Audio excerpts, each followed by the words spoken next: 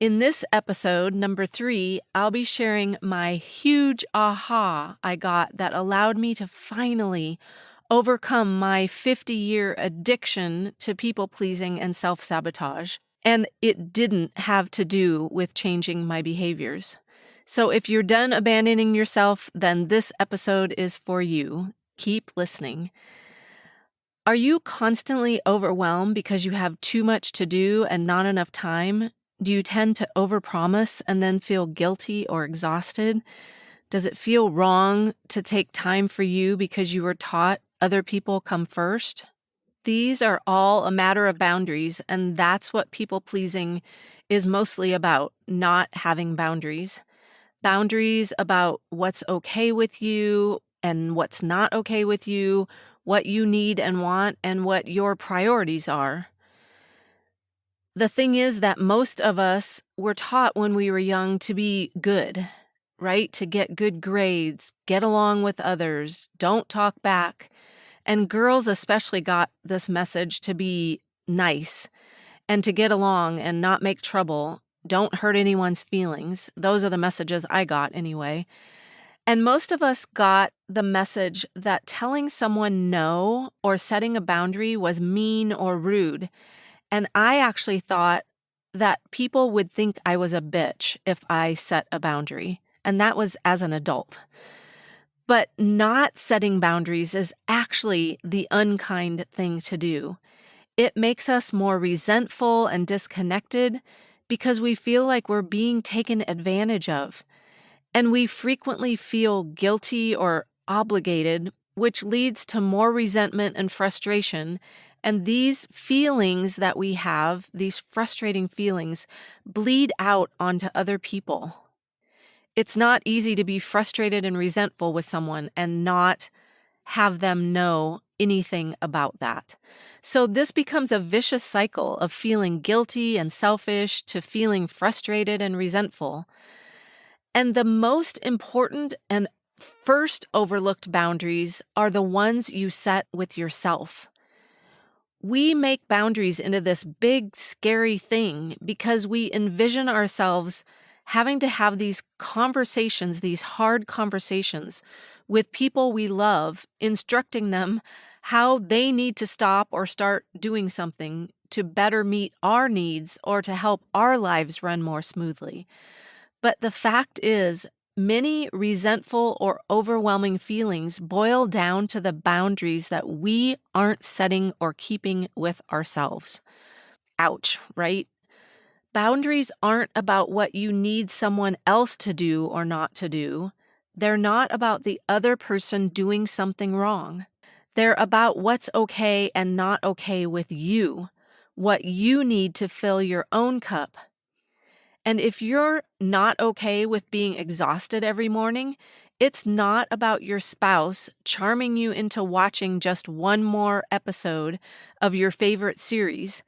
It's about you not being in integrity with yourself and getting your butt to bed when you say you will.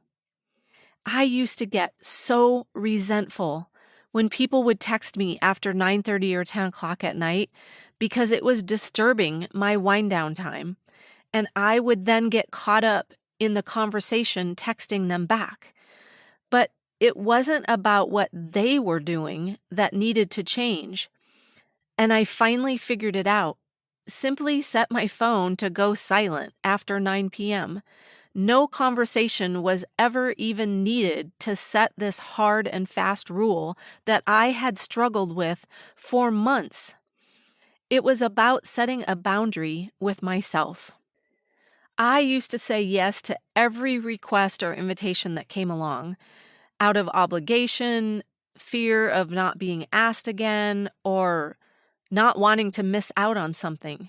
I would say yes immediately, even though many times my gut was screaming, no, no, no, no, no, no, no. But the thing is, we think the world is hanging on our every yes and takes our every no as a direct insult. But the truth is, every other person is living their own life, and our little no usually has very little consequence in the grand scheme of things. But we build it up in our minds that every time we say no, we are hugely disappointing someone. And this is very seldom the case. And it's interesting because when you don't set boundaries, you actually cause disconnection and people end up liking you less. And here's how. You create confusion for others when you continue engaging with them, but passively sending signals that you're annoyed by their behavior or by something that they said. And you start getting short-tempered with others because your needs aren't being met and you're pointing the finger at them. And when you're being a chameleon and morphing yourself into whatever the other person wants you to be or what you think they want you to be, they are not having a relationship with you. They're having a relationship basically with a reflection of themselves. And this isn't balanced or interesting and is not what a healthy person seeks in a relationship, whether it's a friendship or an intimate relationship or even with a family member. People seek individuals who bring their own interests and passions and personality to the party. So people pleasing actually is the ultimate form of inauthenticity because we do or say whatever we think the other person wants us to do in order to be accepted and avoid our own discomfort of actually speaking our truth. There's really not much of a relationship when the other person doesn't even know the real me. Once I discovered how many negative impacts people-pleasing had on my life, things like me going to college for a career I didn't enjoy, but not changing majors once I figured it out, for fear of disappointing someone or thinking that I had to stick it out because it was a decision that I made because of my loyalty. Another one is that I had many failed relationships, and many of them I stayed much longer than I should have, again, for fear of disappointing someone. I stayed in a marriage and I lost my chance to have my own family. I had health issues from my people pleasing, and the list goes on and on. People pleasing definitely took its toll. And once I discovered that, I went to work on changing these people pleasing behaviors. I joined Codependence Anonymous. Don't know if you've heard of it. It's a 12-step program. And I went faithfully to meetings every week. I was also seeing a therapist at the same time. I worked on my behaviors, learning what boundaries were, and setting them when I had the guts to. I tried speaking up more, but it felt really uncomfortable and like I was a fake because I was sure that other people didn't believe what I was saying. I made really slow progress, like very little. But what progress I did make, I would boomerang back to the old behaviors of going with the crowd, not speaking my mind, and saying yes when I really wanted to say no. And 1 year later, after going to Codependence Anonymous for every week for a year, it was like I got struck by a bolt of lightning. I can remember the moment like it was yesterday. It suddenly occurred to me that it wasn't about changing my behaviors. It was all coming from the beliefs that I had about myself. On that day in the meeting, I wrote this in my CODA workbook. My beliefs are what drive my behaviors. Without the negative beliefs I have about myself, I believe my behavior would be much different. Wow, that moment and that thought in and of itself broke my pattern.